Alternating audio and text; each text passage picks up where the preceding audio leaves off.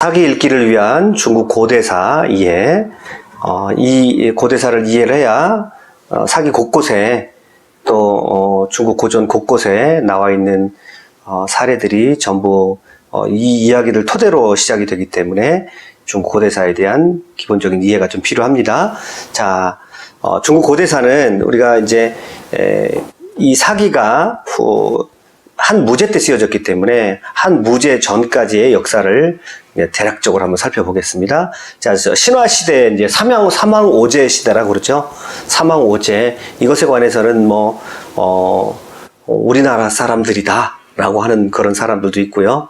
여러 가지 학설이 있습니다만 그냥 우리가 이제 사기 열전을 일귀한 거니까 그대로 이제 인정을 하고 그대로 받아들이고 우리가 일단은 시작을 하도록 하겠습니다. 그래서 삼황 하면 이제 수인씨, 복희씨, 신농씨라고 그러죠. 수인씨는 불을 익혀먹는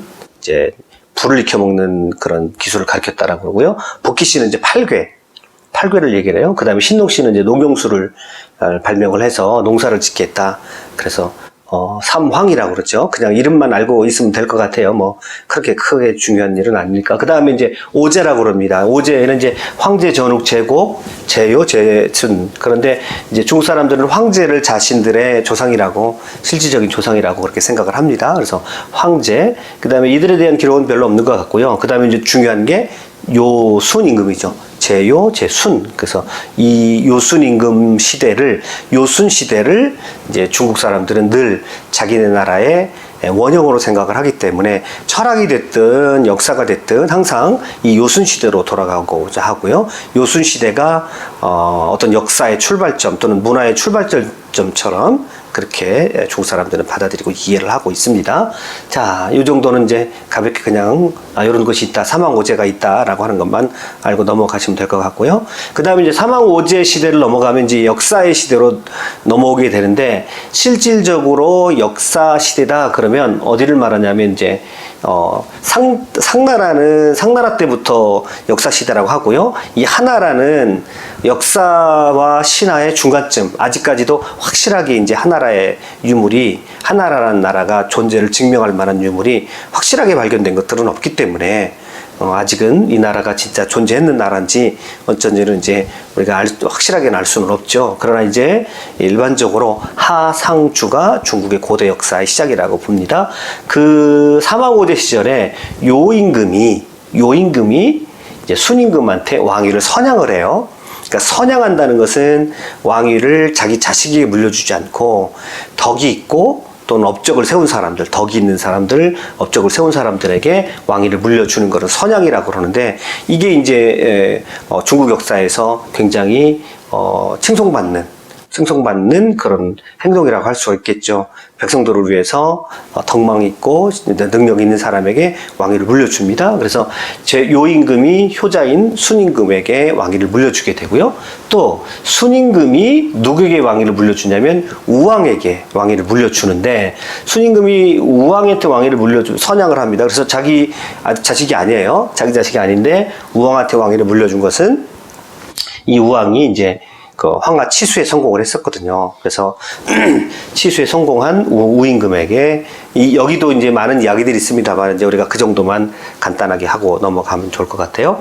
그래서 하나라가 이 우임금 때부터 이제 하나라가 열리는데 자, 요임금이 순임금이 우왕한테 선양을 하고요. 그 뒤로는 우왕의 자식들에게 왕위가 이어져 내려갑니다. 그래서 이제 하왕조라고 하는 거죠. 하왕조. 그 다음에 하왕조가 멸망한 다음에 상왕조가 열게 되고요. 그 다음에 상왕조 다음에 이제 주나라가, 주왕실이 열게 되죠. 그래서 하임금 때, 하나라 때 우왕에게 이제 선양이 됐고 그 이후에 부자세습제로 전환돼서 왕조가 열렸다. 이렇게 이제 그냥 개략적으로 이해를 하시면 될 것 같고요. 자, 그 다음에 이제 우리 각 나라를 열었던 왕들이에요. 그래서 하나라를 열었던 왕이 이제 우왕이죠. 그 다음에 상나라를 열었던 왕이 탕임금이고요. 그 다음에 주나라를 열었던 왕 임금이 무왕이죠. 무왕.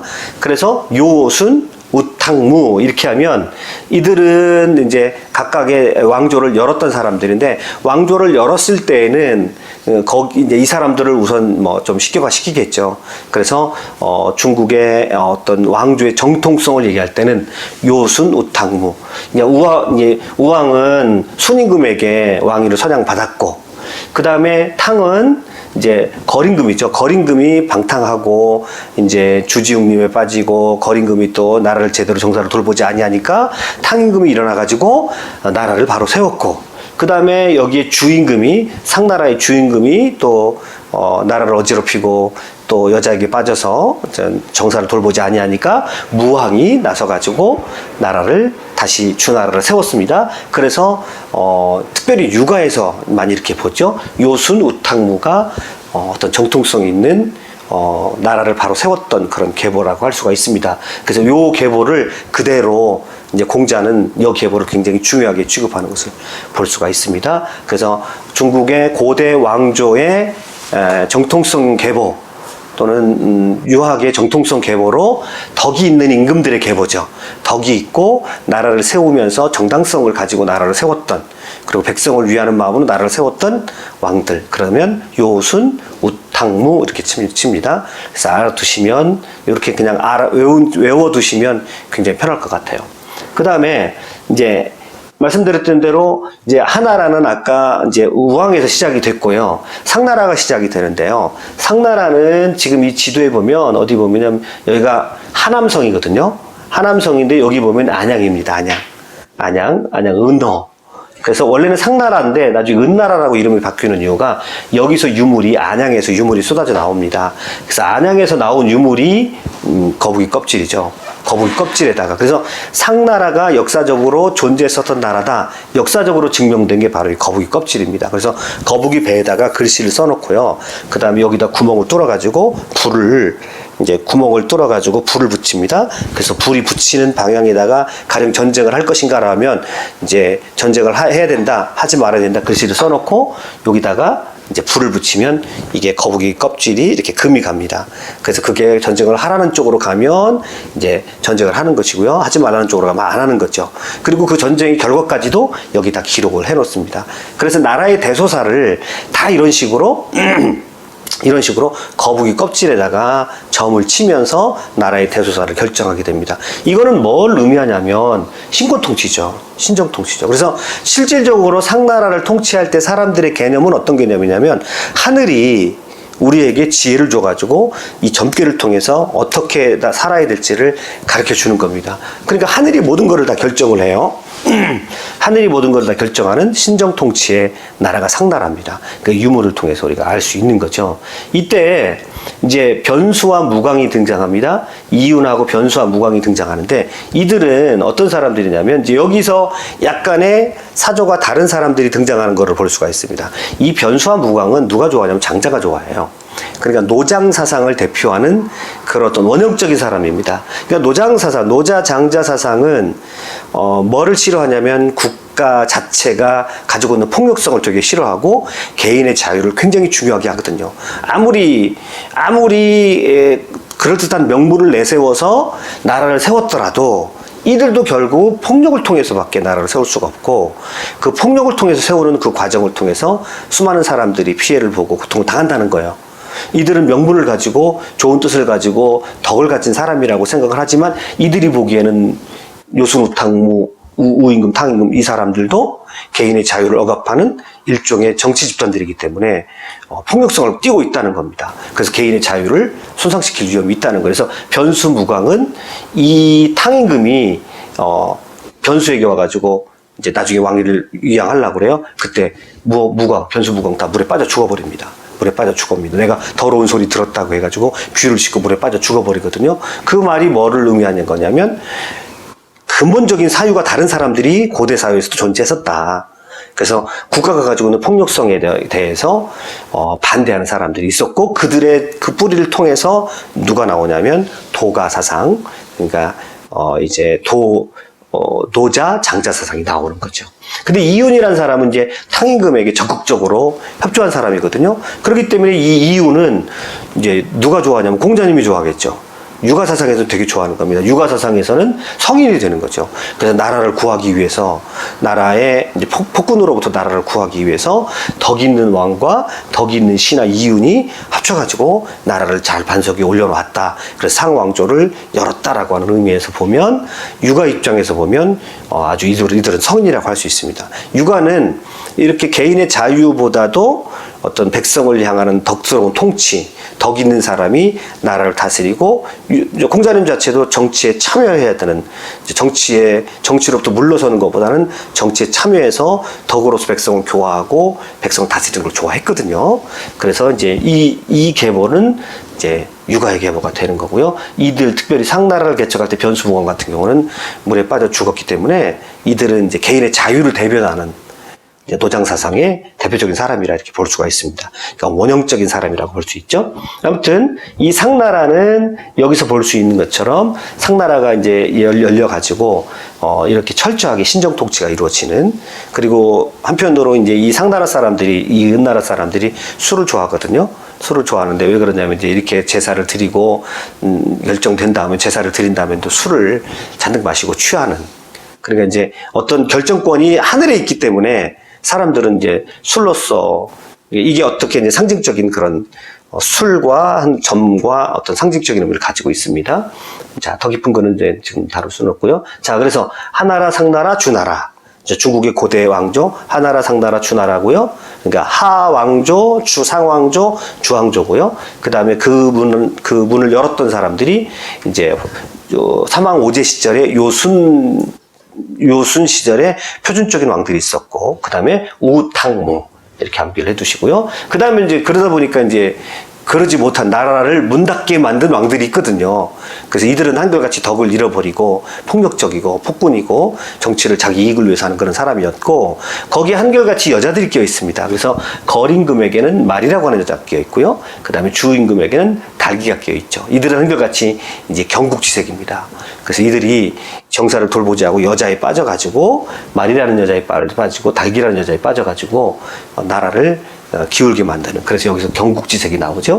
경국지색이 나오고요. 그 다음에 주지웅림입니다. 거의 비슷한 얘기거든요. 이 두 나라를 멸망시킨 두 사람들, 여자 둘, 거의 비슷한 얘기인데 아마 이제 한 역사를 반영을 시켰겠죠. 비슷한 얘기로. 그리고 요렇게 말이랑 달기를 요 뒤에 내놓는 이유가 왜 그러냐면, 요 말이하고 거리 이렇게 폭력적인 정치를 하고, 거림금이 말이 빠져가지고 막 주지웅님이 빠져 있습니다. 그래서 연못을 크게 파놓고 거기를 술로 가득 채우고, 거기서 벌거벗은 몸으로 그냥 신하 왕들이 술을 마시고 파티를 즐기고, 그 다음에 환락에 빠져 있고, 그 다음에 나무에 고기를 메어 놓고 고기를 먹고, 막 이런 이제 향락에 빠져 있는 그러한 사람들을 이렇게 묘사를 합니다. 이렇게 묘사를 하는 것은, 이거를 우리가 재밌는 이야기로 이제 많은 이야기들을 할 수 있습니다만은, 그것보다는 이 탕임금과 무임금의 정당성을 하기 위해서, 이들이 이렇기 때문에 탕임금이 나서서 상나라를 열었고,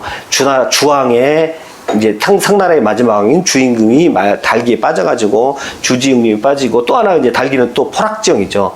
포락지형이 빠집니다. 그래서 이제 이게 구리 기둥을 이렇게 해놓고요, 기름을 발라놓고요, 이제 밑에는 불을 놓고 거기를 자기가 마음에 안 드는 사람 또는 죄수들을 통과하라고 그러죠. 대부분 다 빠져 떨어져 죽습니다. 그래서 그게 아주 극악한 형을 말할 때, 잔인한 형벌을 말할 때 포락정이라고 말하거든요. 그래서 이런 비슷한 얘기들이 여기 있어요. 그래서 우리는 이제 인문학적으로 그거를 재밌는 이야기로 받아들이는 것보다는 인문학적으로 탕임금과 무임금의 정당성을 확보하기 위해서 이런 장치를 해놨다고 보는 것이 더 맞죠. 물론 역사적인 팩트도 전혀 없다라고는 말할 수는 없겠지만, 그거보다는 일종의 이제 문학적 장치로 우리는 읽어야 되는 거죠. 자, 이제 중요한 것은 주왕실이기 때문에 주왕실을 제가 세웠던 사람들에 대해서 천천히 말씀을 드리겠습니다. 주왕의 이제 조상들이 있죠. 그래서 고공담보, 계력, 문왕. 문왕의 이름은 창이라고 그럽니다. 창. 그래서 우리가 사기를 보게 되면, 열조뿐만 아니라 이제 사기 본가 이런 데 본기 읽어보면 나오거든요. 그래서 창이라고 합니다. 서백이라고, 서쪽의 제후라는 뜻입니다.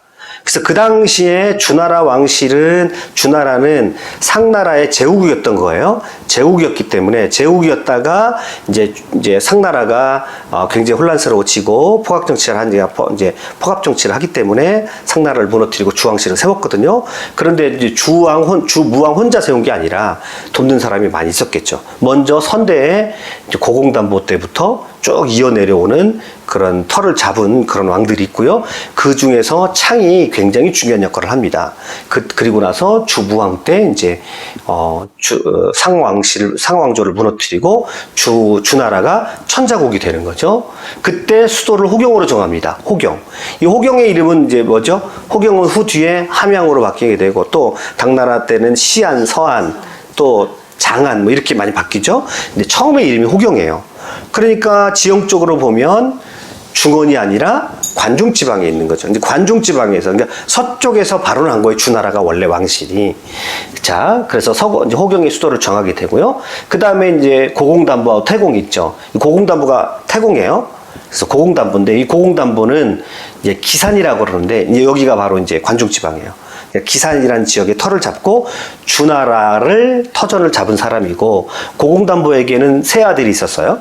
세 아들이 있었는데 그 세 아들 중에서 누구에게 마음에 있었냐면 이 계력에게 마음에 있었던 게 아니라 계력의 아들 창을 보니까 이 창이 이제 굉장히 똑똑하거든요. 그래서 창에게 왕위를 물려주고 싶어 해요.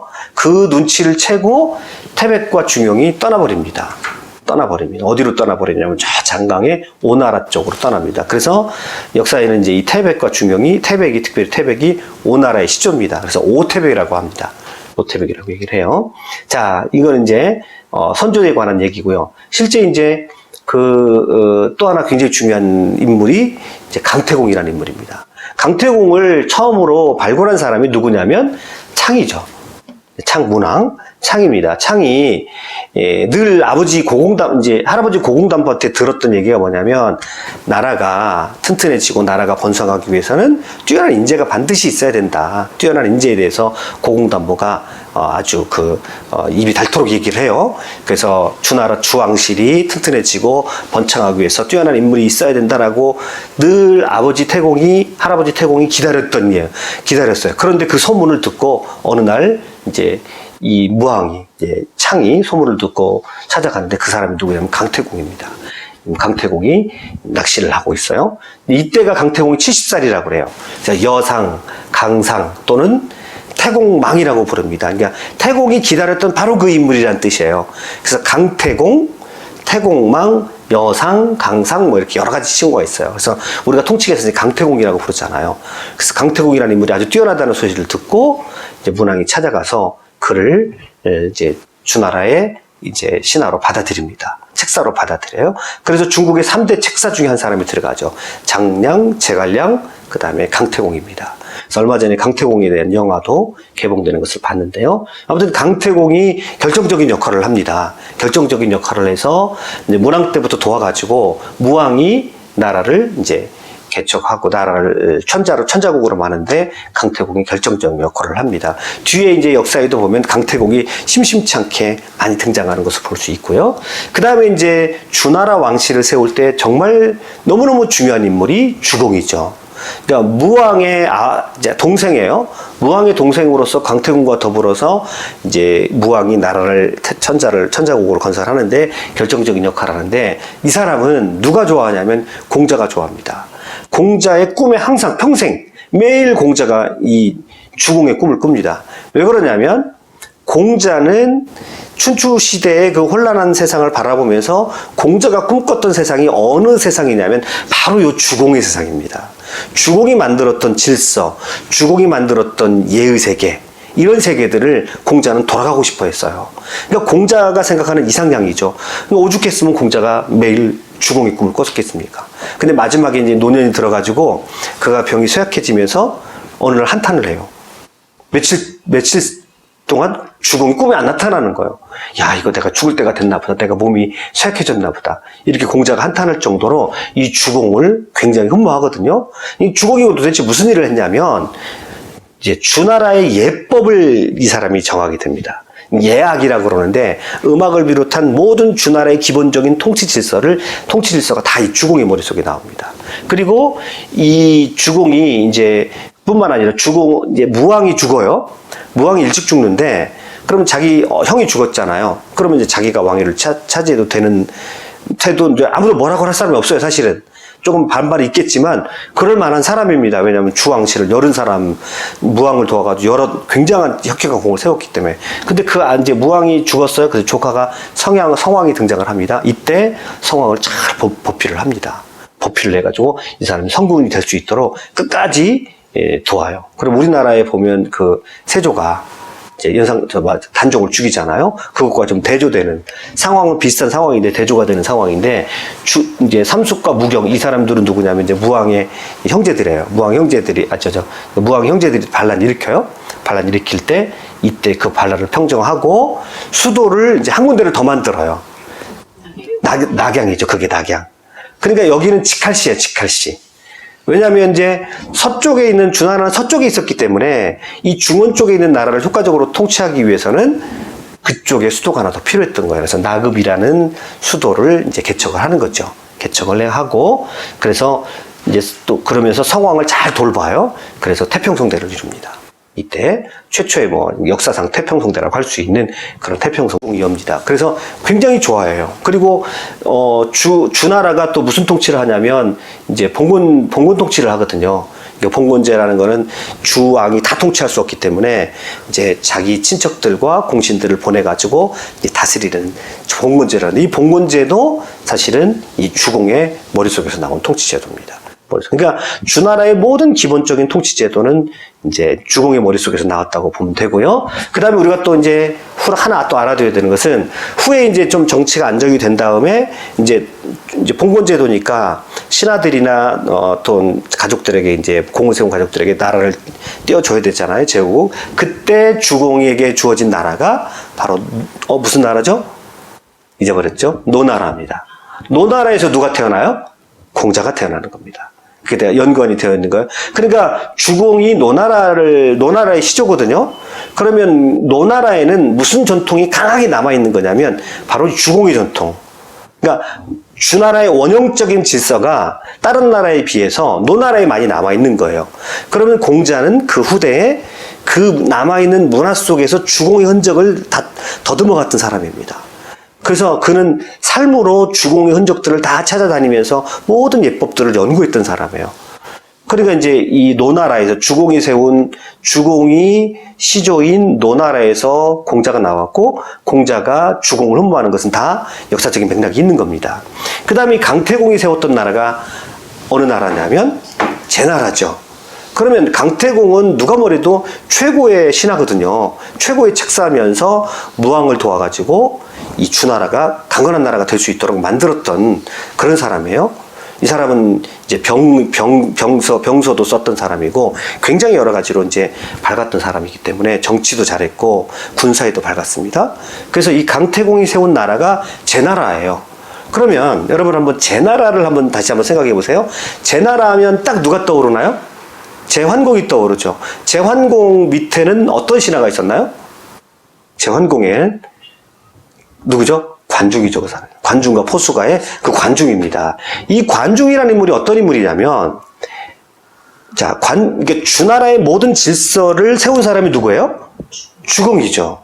그러면 이 강태공의 나라에서 누가 나오냐면, 이제 제나라가 이제 춘추 시대로 넘어가면서 이제 주나라가 굉장히 혼란스러워져요.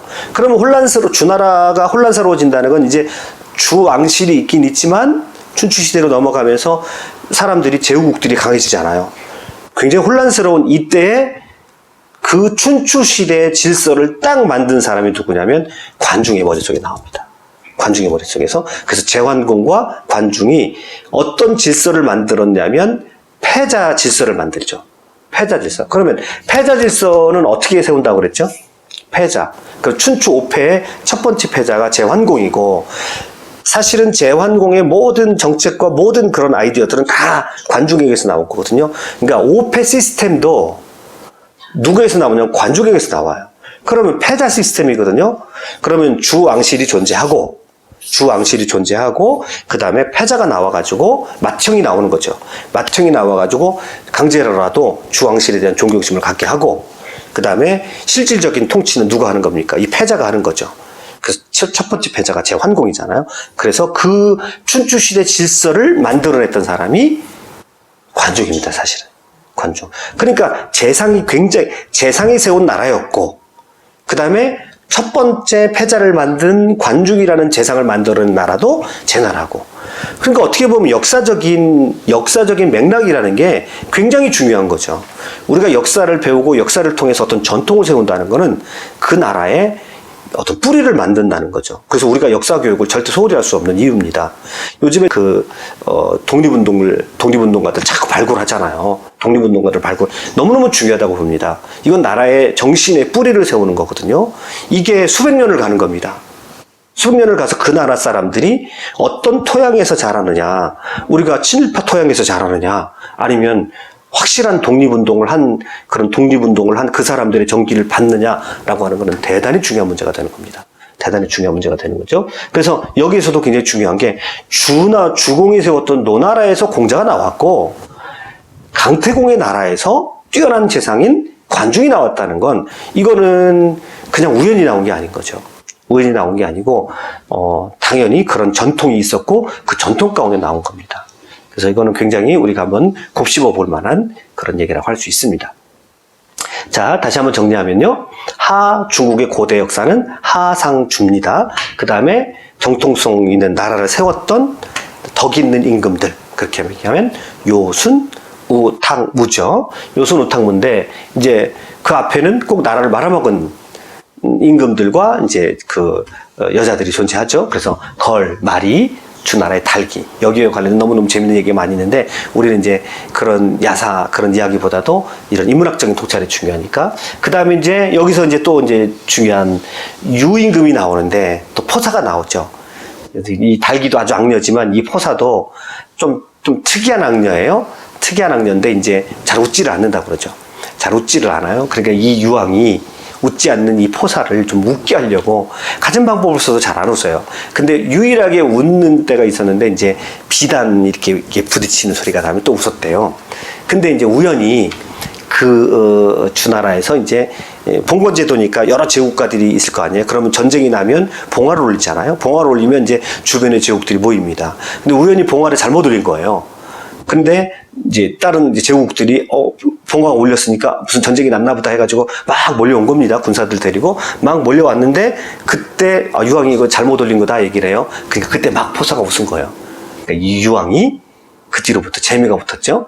재미가 붙어가지고 퍽 하면 포사를 웃게 하려고 봉화를 막 올립니다. 기원전 770년에 말씀드린 대로 유황이 이제 봉화를 잘못 올려요. 근데 이거 봉화를 잘못 올린 게 중요한 게 아니라 여기 가지고 있는 역사적인 맥락이 뭐냐면 이미 요때가 되면 주왕실의 권위가 어떻게 된 겁니까? 다 무너진 거죠. 그리고 제국들이 더 강해지는 거예요. 제국들이 더 강해지는 거고.